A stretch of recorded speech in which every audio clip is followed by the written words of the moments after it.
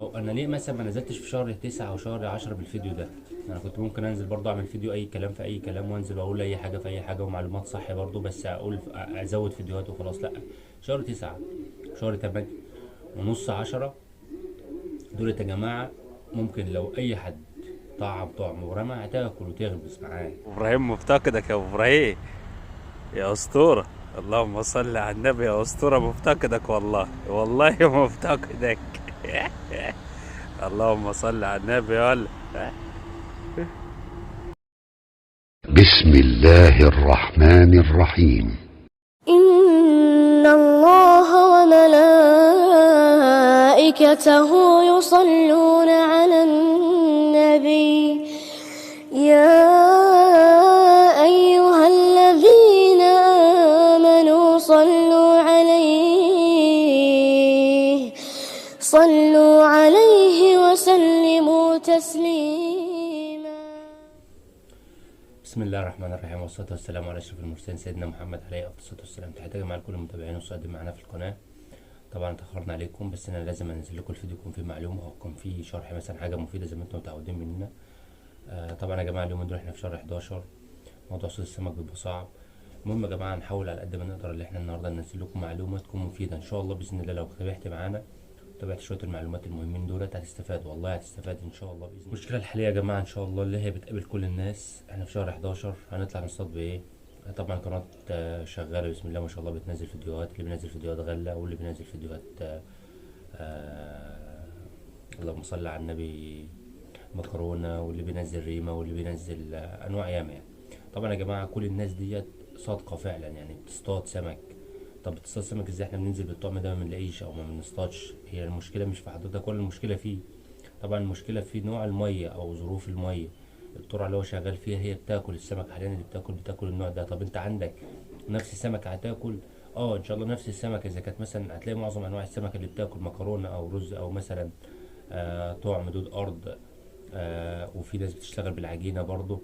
كل نوع السمك اللي بياكل حاليا في الوقت ده بكل الانواع اللي احنا قلناها ديت هو السمكة البرقي او السمكة السلطاني او السمكة ابو نقطة حسب المسمى عند حضرتك، تمام؟ فهي بتاكل. طب بتاكل فين وبتاكل ازاي؟ حسب نوع المياه بتاعك والجو بتاعك. انت مثلا ممكن تكون في البحيرة جو رطب، ممكن تكون مثلا في الصعيد او في طنطا او في الشرقية او مش عارف فين الجو لسه. فهتلاقي نوع الطعم مختلف عن ايه، عن نوع السمكة. ممكن تكون السمكة خلصت دورة المرام بتاعتها اللي هي بتبقى قبل اصلا المبيت الشتوي بتاعهم، فممكن تكون خلصت في مية او في ترعة معينة بدري عن ترعة التانية، تمام؟ طيب إيه المفروض تعمله حضرتك؟ احنا كقنوات، تمام، انا بقول مثلا انا شغال في في المنطقه الفلانيه. احنا مثلا في البحيره، احنا فروع النيل، ترعه الخطاطبه او الناس بتسميه المتر، تمام؟ الفرعيات بتاعته اللي واخد منه النوبريه وانت طالع لغايه البستان. عندك من بعدها من عند قرارة البولين تاخد مليحه، تطلع طوالي لغايه ما تطلع بقى على على ايت البارود والتوفيقيه، وتطلع على دمنهور على المحموديه والحتت ديت. احنا بنقول على التفريعات اللي احنا فيها. احنا المنطقه بتاعتنا حاليا بتاكل ايه؟ احنا المنطقه عندنا يا جماعه انا جربت مكرونه، جربت عجينه، جربت عنب. معظم الحاجات دي انا جربتها هنا، اكلها خفيف جدا. السمكه اللي بتاكل بيها ممكن تاخد واحده مثلا حجاري، ممكن تاخد واحده مثلا باري او ابو نقطه او السلطاني ده، بس احجام صغيره، تمام؟ مش الاحجام الكبيره. يعني ممكن تاكل معاك، يعني عاوزه ممكن يقعد ويجرب كذا مره. انا جربت مره واتنين نفس الوضع. اللي بياكل حاليا عندنا هنا في المنطقه اللي احنا قلنا عليها هو دود الارض، تمام؟ بياكل امتى؟ بياكل بالليل. طيب انا هننزل له ازاي الفتره ديت؟ ننزل له ازاي كراجل صياد مبتدئ او مثلا لو محترف برضه محتار او كده؟ انا بننزل للسمكه ديت بالليل يا جماعه لما الجو يبدا يرطب. عندك من بعد المغرب لغايه الساعه 12 واحدة 2 حسب ما تقدر تسهر بقى في الرطوبه وفي الساعه، تمام؟ طيب انا نصطاد ازاي؟ انا ليه مثلا ما نزلتش في شهر 9 او شهر 10 بالفيديو ده؟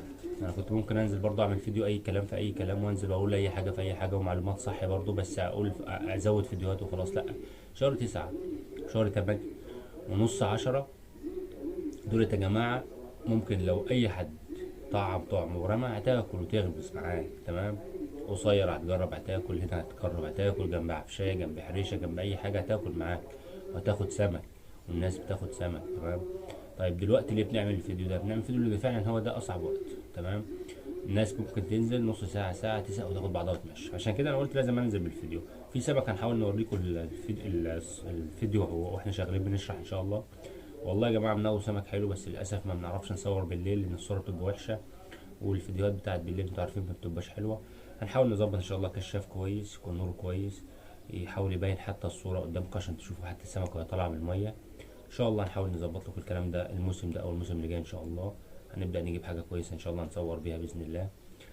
والله علينا الكاميرا يا جماعه بتصور 4K عشان التصوير بتاع بالليل، عشان الصوره تبقى حلوه شويه، بس هي محتاجه شويه اضاءه معاها جنبها عشان تبقى الصوره حلوه ان شاء الله.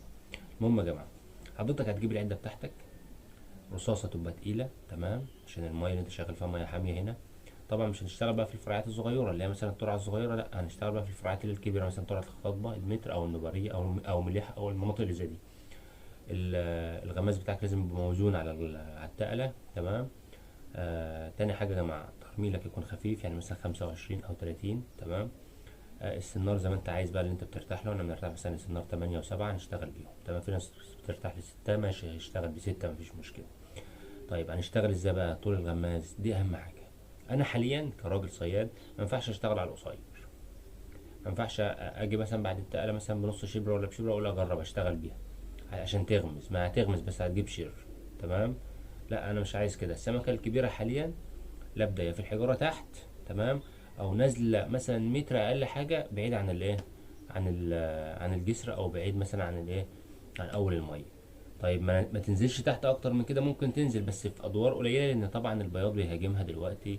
مثلا اي سمكه من السمك اللي هو بيهاجم بقى ايه، هينزل عليهم لان الميه نزلت، منسوب المياه نازل، مثلا نزل اقل حاجه متر ونص في كل ترعه من الترعات اللي احنا قلنا عليها دي تمام. يبقى حضرتك اقل حاجه هتبدا تجرب على متر او نص متر او متر وربع، متر ونص حسب. المهم ان انت تجيب اخر ارتفاع في المنطقه اللي انت قاعد فيها، يعني الدور اللي انت قاعد فيه هتجيب اعلى منسوب، هتفضل تطول تطول تطول تطول لغايه ما توصل للاخر. وبعد ما توصل للاخر يعني الغماز بتاعك نام، هتيجي منزل سنه لغايه لما الغماز بتاعك يقف تمام.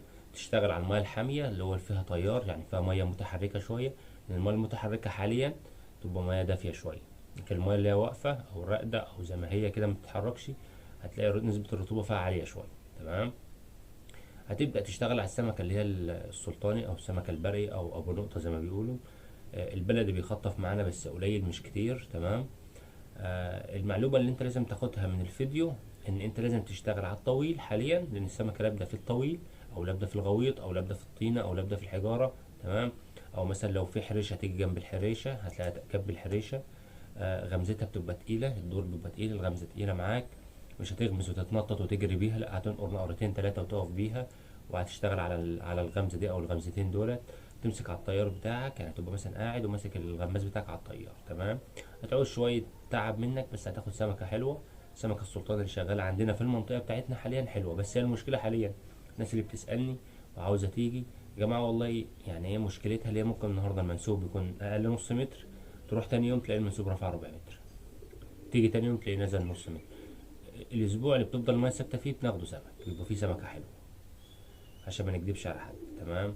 هنحاول نوريكم برضو بعض اللقطات واحنا شغالين واحنا بنشرح تمام، بس لازم تتاكد ان هو بالليل عايز صبر. في الوقت الحالي السمكه بتاكل والسمكه الكبيره بدات تدخل على الادوار، وهتنبسط ان شاء الله لو انت ربنا كرمك بدور كويس ودور حلو وشغال كويس، هتنبسط منه وهتاخد منه احلى سمك، وهتدعي له وهتقول لي فعلا كلام الراجل ده صح تمام.